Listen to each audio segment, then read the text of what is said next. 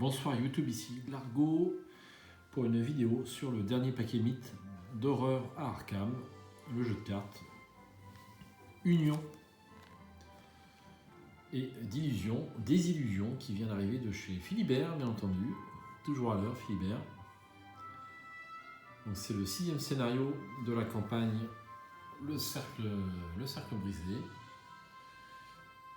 On a joué le 3e scénario hier, c'était la maison de la sorcière, horriblement long, très intéressant mais horriblement long. C'était le scénario le plus long qu'on a mis, 5 heures à 3 joueurs. C'est peut-être un peu beaucoup. Bon, moi j'ai pas vu le temps passer, mais quand même à la fin un petit peu. Et bon voilà, vous êtes prévenus. Mais c'est un scénario très intéressant, inspiré de la nouvelle de Lovecraft, La maison de la sorcière. Je vous conseille de le relire avant de jouer ce scénario, mais un peu long. Voilà, donc ça c'était le petit aparté sur la campagne en cours, le cercle brisé, et je vais ouvrir ce fameux paquet. Donc comme d'habitude, je n'ai pas tellement... j'ai spoilé un petit peu les cartes, hein, comme tout le monde en anglais, mais j'ai pas plus potassé que ça. Alors, si vous voulez des bonnes analyses techniques, malheureusement, je ne suis pas encore en mesure de les faire. Je commence à un petit peu expérimenter, mais pas suffisamment. Donc voilà nos cartes joueurs pour...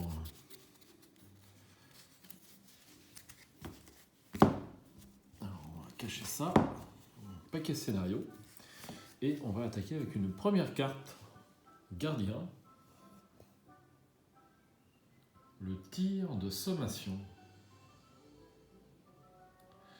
Ça vaut 2, niveau 0, un icône de lutte et un icône d'agilité. Donc, tir de sommation, c'est une tactique et une ruse. Dépensez une munition d'un soutien arme à feu que vous contrôlez en tant que coût supplémentaire pour jouer tir de sommation. Donc ça coûte 2 plus une munition d'un soutien arme à feu. Déplacez tous les ennemis non élites de votre lieu vers un lieu connexe. Cette action ne provoque pas d'attaque d'opportunité. En arrière. Alors, bon, immédiatement on pense à la dynamite pour recadrer un petit peu les ennemis qui sont autour. En dehors de ça, je trouve ça un petit peu cher, mais ça permet de désengager également les copains qui seraient aux prises avec un monstre. Hein, vous dépensez 2 et tout le monde, tous les ennemis peuvent changer de lieu, donc ça me paraît avoir son utilité dans un deck gardien. Est-ce que 2 c'est cher ou est-ce que c'est pas cher? Peut-être que rapide aurait été plus sympa. Tir de sommation, donc ça ne fonctionne pas sur les ennemis élites, c'est un petit peu dommage. Beaucoup de cartes. Donc il y a bientôt la grenade qui sort aussi. Je l'ai vu sur un espèce d'écran dans une vidéo des États-Unis. Donc la grenade qui se rajoutera à la dynamite. Donc cette carte prendra peut-être encore un peu plus d'utilité. Mais ça doit pouvoir se jouer, bien qu'un gardien, on aime bien avoir les ennemis morts plutôt qu'ailleurs en fait. Hein. Alors ça va peut-être pouvoir comboter un petit peu avec la carte d'après, qui est viseur télescopique. Donc là c'est une carte de level 3, qui vaut 3 ressources, un icône d'intelligence, de lutte et d'agilité. Viseur télescopique, c'est un objet et une amélioration rapide. Attachez cette carte à un soutien arme à feu que vous contrôlez et qui occupe 2 emplacements de main. Le soutien attaché ne peut pas être utilisé pour attaquer les ennemis engagés avec vous. Réaction, quand vous effectuez une action combattre en utilisant le soutien attaché, si vous n'êtes pas engagé avec des ennemis, inclinez le viseur télescopique. Cette attaque peut cibler un ennemi non élite dans un lieu connexe. Ignorez les mots-clés distant et riposte.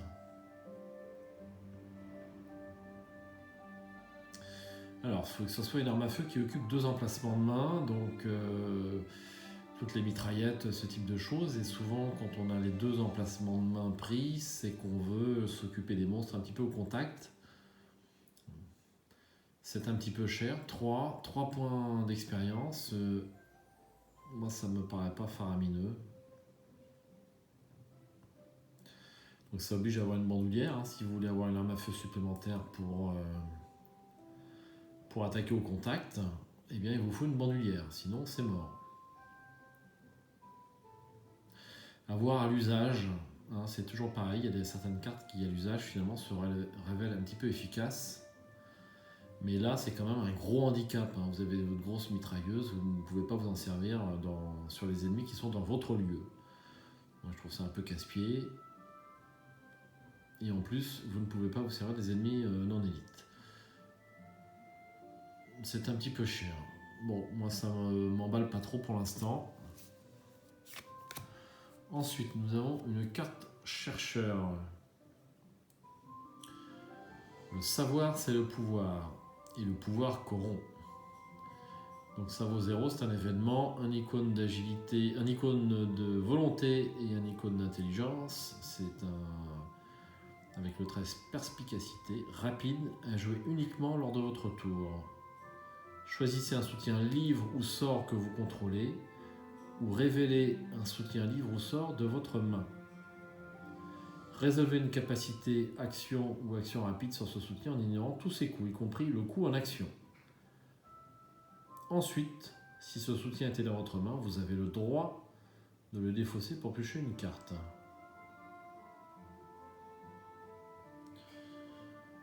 Bon, donc ça permet d'activer rapidement et gratuitement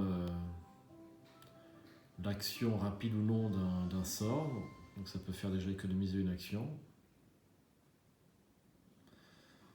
Je pense que ça va avoir son utilité. Par contre, je ne vois pas trop l'intérêt de défausser. Si le soutien était dans la main, vous avez le droit de le défausser pour piocher une carte. Bon, on n'a pas tellement envie de défausser ce type de carte, donc je ne vois pas trop pour l'instant avec quoi ça va comboter. L'illustration est très sympa. On sent qu'il veut lancer un sort. Bon, ça vaut 0. C'est un événement qui vaut 0. Ça s'utilise. Hein. Ça s'utilise. Mais bon, c'est pas la carte du siècle non plus. Hein. Ça économise une action et puis le coût. Ça économise des charges, bien entendu. Hein, puisque vous ne payez rien. Non seulement ça économise une action, mais aussi les charges du sort éventuellement, du livre ou du sort. Eh bien, c'est assez plaisant. Ça va varier les decks. Il n'y a pas encore tellement de sorts en chercheur. Je crois qu'il n'y en a qu'un, mais ça va venir. Ensuite, nous avons Atlas ésotérique. Ça vaut 3 ressources, 1 XP, un icône d'agilité, c'est un objet livre. Donc ça va comboter peut-être avec le savoir, c'est le pouvoir, la carte précédente. 4 secrets, pour une action, dépensez un secret et inclinez l'Atlas ésotérique. Choisissez un lieu révélé et éloignez d'exactement 2 connexions par rapport à votre lieu. Déplacez-vous vers ce lieu. Encore une carte chercheur qui permet de se déplacer plus rapidement. Ça devient la spécialité des chercheurs de se balader. Donc ça occupe un icône de main. C'est encore le plus gros handicap, hein, comme d'habitude pour les bouquins, cela dit. Et les mains des chercheurs sont souvent assez prises. Donc 2 en place, 2 connexions d'un coup pour une action. Je trouve ça assez sympa, mais encore faut-il des scénarios où les lieux soient assez étendus. Hein. Il y a un petit dessin sur son bouquin. On ne voit pas très bien. Il faut que j'achète une loupe. C'est le cas de le lire.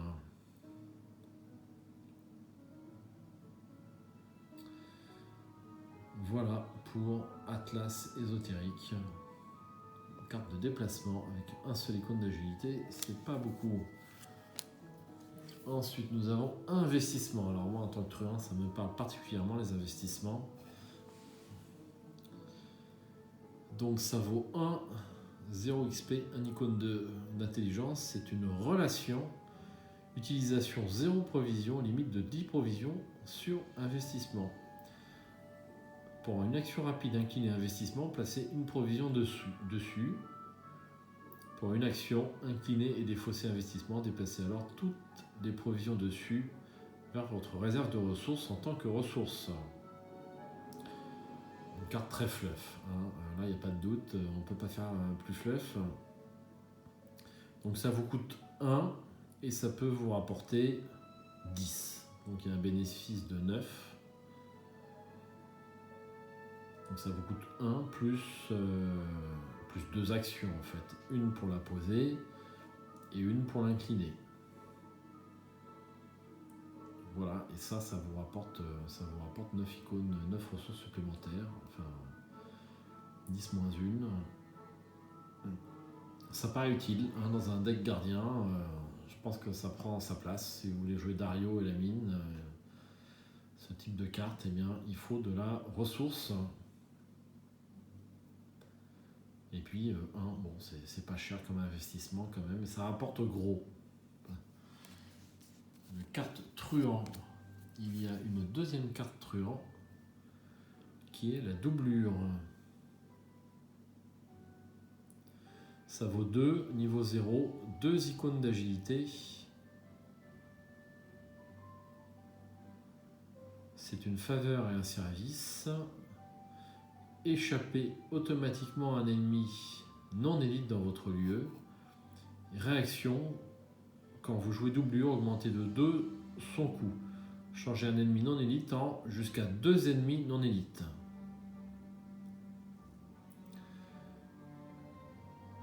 Alors du coup ça vaut 4. Bon, si vous êtes riche, pourquoi pas, ce qui est souvent le cas en truand. Quand vous jouez réaction, quand vous jouez doublure, augmentez de 2 son coût, changez dans votre lieu dans un lieu éloigné jusqu'à 2 connexions. Alors là, il faut que j'analyse un petit peu parce que quand vous jouez doublure, augmentez de 2 son coût, changez dans votre lieu. Je ne vois pas trop l'intérêt d'échapper un ennemi qui se trouve à 2 connexions. Alors on l'incline. C'est quand même beaucoup moins utile, mais on peut incliner un ennemi jusqu'à 2 connexions, donc un ennemi chasseur qui arrive, vous pouvez le lancer sur une fausse piste. Ça coûte cher, 4, 2 ou 4, c'est quand même assez élevé, je trouve. Mais ça prend sa place dans la classe truand, vraiment classique de cette classe, quand même assez bien trouvé. J'espère qu'on la verra dans les decks sur la table. Ensuite, on va attaquer Mystique. 2 Vermis Mysteris, signe des étoiles noires, 2 ressources, 2 XP, 1 icône de livre, 1 icône d'intelligence. C'est un objet et un livre. Ludwig Prime en était l'auteur. Lui qui avait péri par le pal de l'Inquisition à Bruxelles lorsque les procès pour sorcellerie étaient à leur paroxysme. Robert Bloch, le visiteur venu des étoiles. Bon, c'est un auteur que je n'ai pas lu. Donc c'est un beau livre, un de plus pour les mystiques. Alors on n'a pas tellement de livres pour les mystiques et l'icône de main n'est pas tellement utilisée pour les mystiques, donc ça va leur plaire à coup sûr. Et donc pour une action, incliner 2 Vermis Mysteris et passer une fatalité dessus. Jouer un événement sort aux perspicacités de votre pile de défauts en réduisant de 1 son coût. Après la résolution de cet événement, retirez-le de la partie.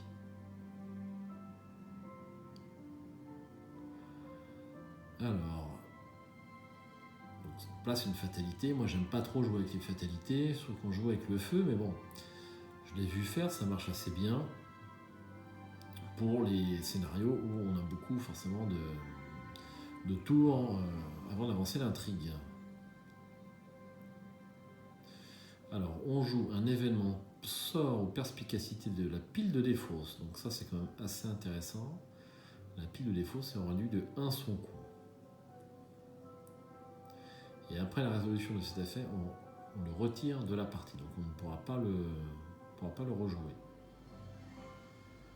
Alors là, il va falloir analyser avec quelle carte ça combatte. Je dois avouer que je ne l'ai pas fait.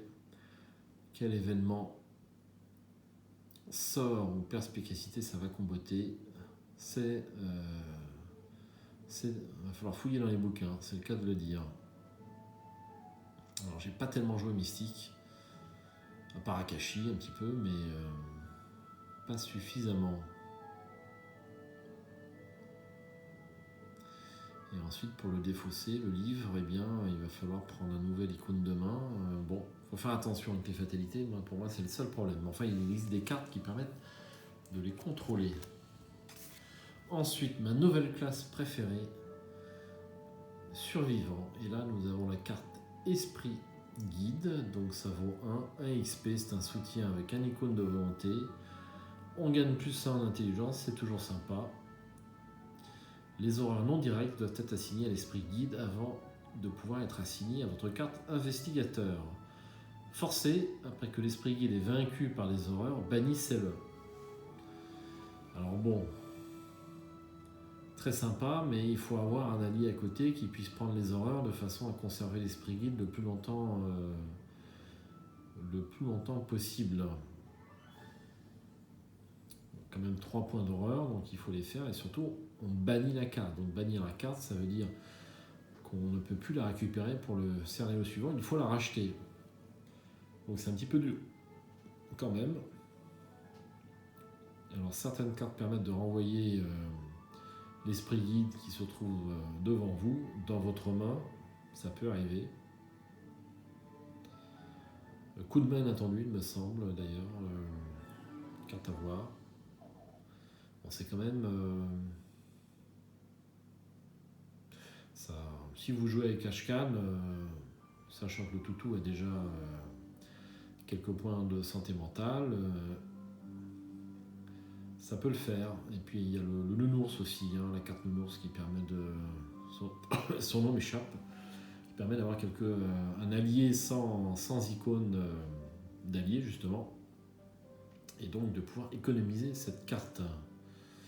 Esprit guide, bien trouvé encore. Et ensuite, dernière carte survivant. Alors, on a un joli bateau avec une tempête dessus. Chance ou fatalité, 2 ressources, 2 XP. C'est un événement avec un icône Joker. C'est une carte chance et bénie. C'est rapide. À jouer quand de la fatalité devrait être placée sur n'importe quelle carte scénario. Je me suis toujours demandé si les cartes monstres étaient des cartes scénario ou non. Je n'ai pas encore la réponse à cette question, j'ai un doute. Est-ce que c'est que les cartes intrigue ou acte?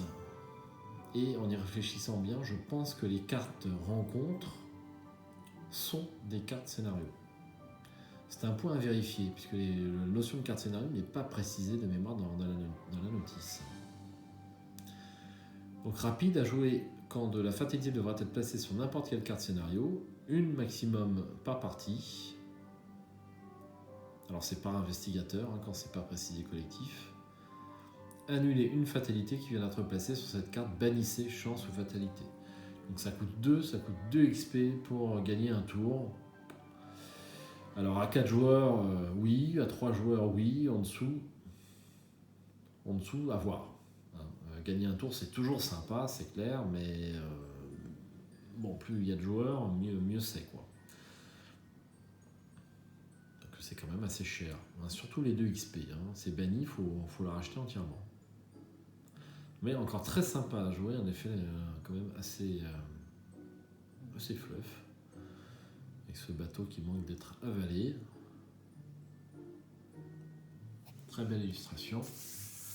Et c'est tout pour ce deck. La suivante, je me suis trompé sur une carte scénario, c'est Gavriela Mirza, donc le garde du corps, qui là peut revenir. Donc ça coûte 2, 4 points de vie et un icône d'horreur. Vous gagnez plus 1 en lutte après qu'un ennemi vous a attaqué, même si cette attaque a été annulée. Inclinez Gavriela Mirza, découvrez un indice dans votre lieu.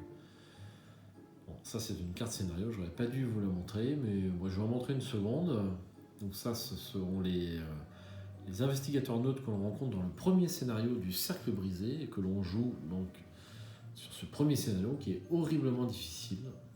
Et donc a priori ils ont été assassinés et l'enquête part sur les traces de cet assassinat dans un vieux manoir de la loge du Crépuscule d'Argent, mais je vous en dis pas plus. Alors si on prend un petit peu au hasard une autre carte, voyons, donc il semblerait que nous baladions. Allez, je vais montrer celle-là, l'illustration m'a plu, hein. Je viens juste de voir, marqué par la mort. C'est une malédiction, révélation, effectuer un test d'agilité à 2, c'est pas trop dur. Augmentez de 1 la difficulté de ce test de compétence pour chaque horreur sur vous. En cas d'échec, subissez 2 dégâts. Bon, en effet, relativement classique, mais... Alors ça, c'est pas une carte que le trompettiste doit tirer, hein. Enfin, pour tous ceux qui jouent avec les horreurs sur eux. Bon, encore une carte bien trouvée. Bon, en effet, un petit peu classique quand même. Voilà, et bien c'est tout pour ce scénario. Je vais juste refaire une petite revue d'ensemble des cartes qui sont ici. Donc, chance ou fatalité, et bien c'est pas mal en multi. Tout ce qui permet de gagner un tour sur 4 joueurs, vous vous rendez compte du nombre d'actions, c'est quand même super. Si vous avez la carte dégourdie qui peut aller rechercher cette carte dans la défausse. Ah non, il faut la bannir tout de suite. Malheureusement, oui, ça sera... Je raconte des bêtises. Donc ça sera vraiment qu'une fatalité par partie et par joueur. Bon, quand même sympa. L'esprit guide, bah, moi j'aime bien, c'est tellement peu cher. Plus hein, c'est comme une loupe un petit peu. Et en plus, il y a 3 points de dégâts. Bon, c'est pas rapide par contre. Ça vaut le coup avec Ashcan. Ensuite, le bouquin de Vermis Mysteris.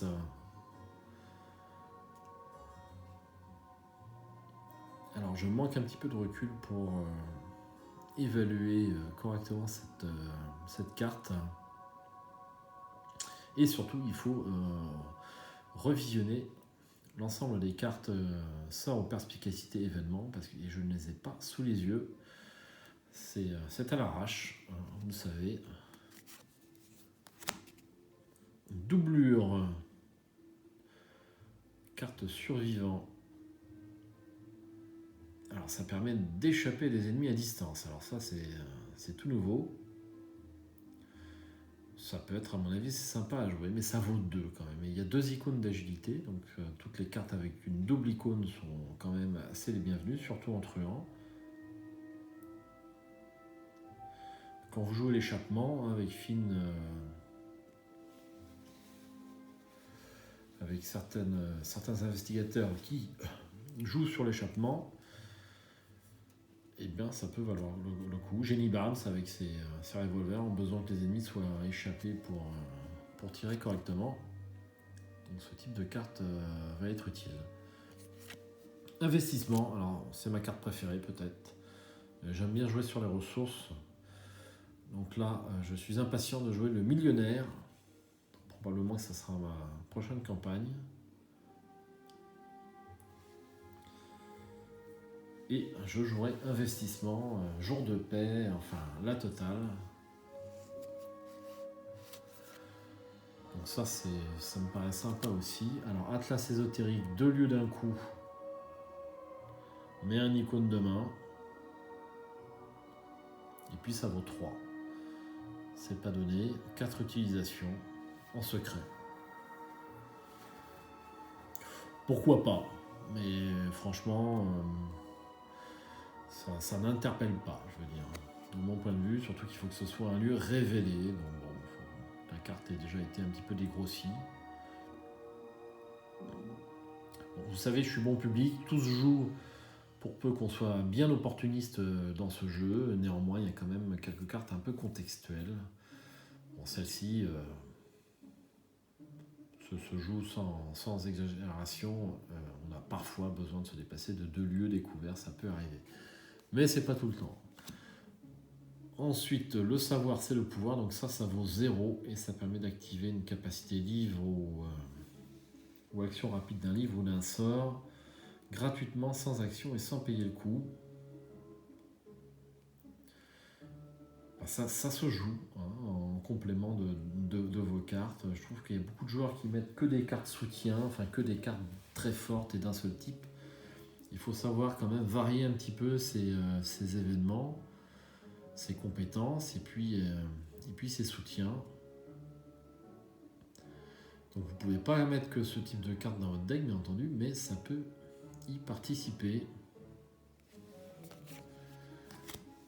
Là, le viseur télescopique, alors je pense que c'est la carte qui me plaît le moins, personnellement. Vu son coût en XP, son coût tout court, et puis ses contraintes d'utilisation, il faut deux mains, et puis il ne faut pas être engagé avec un ennemi. Faut pas être engagé avec un ennemi.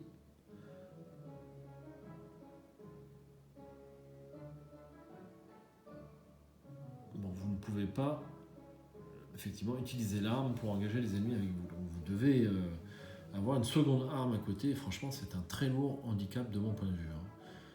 Alors bon, je peux me tromper, mais surtout que Gardien, c'est la classe que je joue pour l'instant, que j'ai joué le moins. Mais ça me titille. Ça me titille parce que j'ai envie de faire un deck un petit peu spécial, sans trop d'armes à feu. Enfin, il y a beaucoup de cartes gardiens qui ne sont pas jouées, j'aimerais bien les jouer. Hop.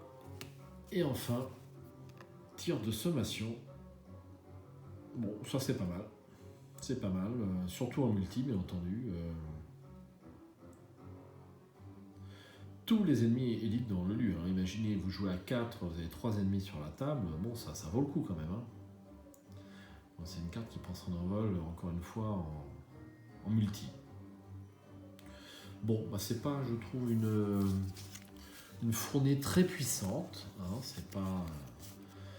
Mais bon, on n'est pas... Il nous reste encore 2 autres scénarios derrière. Mais sympa, quoi. Donc, au moins des cartes variées et non des évolutions de cartes précédentes. Et ça, j'apprécie toujours.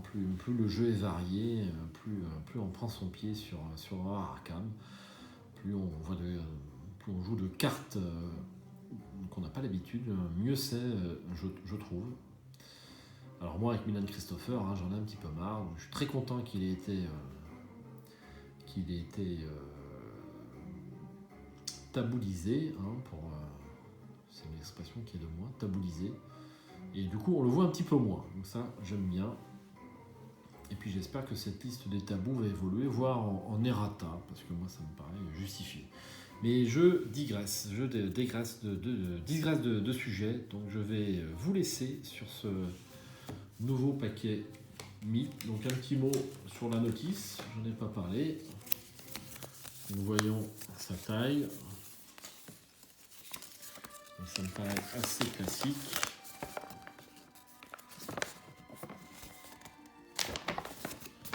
Voilà, donc Union et 18 Légions, un double feuillet, un petit peu comme d'habitude pour les paquets mythes. Et je crains qu'on aille dans une île déserte au milieu du fleuve Miskatonic. Donc je ne peux pas en parler plus que ça, parce que je ne me suis pas rendu à ce scénario. Je suis rendu à l'heure des sorcières, et pour moi cette campagne est passionnante. Il y a énormément de choix au niveau de la boîte de luxe. Les scénarios sont bien trouvés. Cette enquête dans ce manoir à la recherche d'indices sur les disparus, c'est super bien foutu. Un peu long, ça c'est sûr. L'heure des sorcières a été moins appréciée par rapport à la maison de la sorcière. L'heure des sorcières un petit peu classique. Moi j'ai bien aimé commencer dans un bois et vous êtes séparés. Ça, c'est un effet très très sympa encore. Mais le final est un petit peu plus classique. Mais bon, globalement, moi, je m'éclate comme un fou sur les cercles brisés. Et je dois avouer que la qualité de ce jeu ne baisse toujours pas. Jusqu'à quand ça va durer, je ne sais pas. Bonsoir, à bientôt j'espère sur cette chaîne. Portez-vous bien et investiguez bien.